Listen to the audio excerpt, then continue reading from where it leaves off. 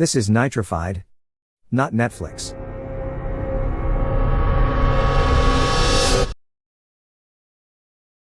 It was a night like any other during my late shift as a taxi driver in the city.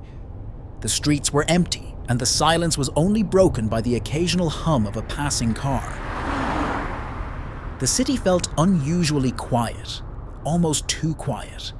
I had been driving for hours, hoping to find a passenger, but that night, something felt different.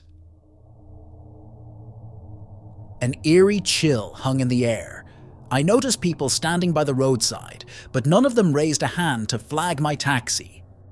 It was strange. I passed by groups of people, yet they ignored me. Their eyes fixed on something I couldn't see. Their faces looked blank, almost like they were in a trance.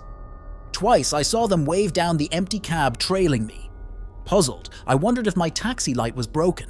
Why were they choosing other taxis over mine? I pulled over and stepped out into the cold night air. The green light on top of my cab shone brightly, showing my taxi was vacant. There was no reason for anyone to think my taxi was occupied. Shaking my head in confusion, I returned to the driver's seat, but as I sat down, I heard it.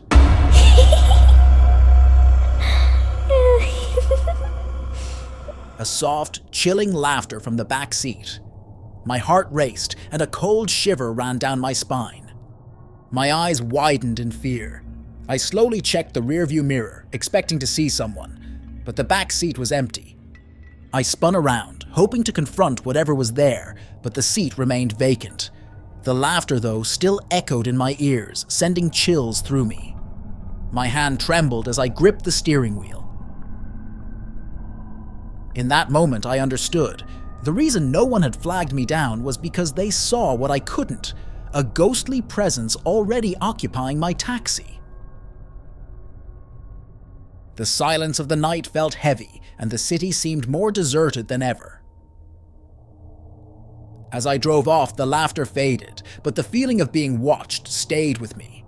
I immediately drove to a gas station, parked, and got out of the taxi. Gathering my courage, I opened the door and shouted, "Get the fuck out of my taxi!" Suddenly, a strong wind swept through, chilling me to the bone. I stayed at the gas station for an hour, trying to calm down. Eventually, I needed to take a leak. As I walked into the restroom, a middle-aged man walked out, passing me by. Just as he did, I heard the same girl's voice whisper, "I guess the spirit had found a new person to haunt." That night, I continued driving, and after about 10 minutes, I finally picked up my first passenger.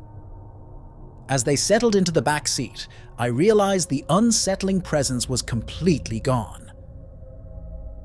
The return to normalcy was such a big relief.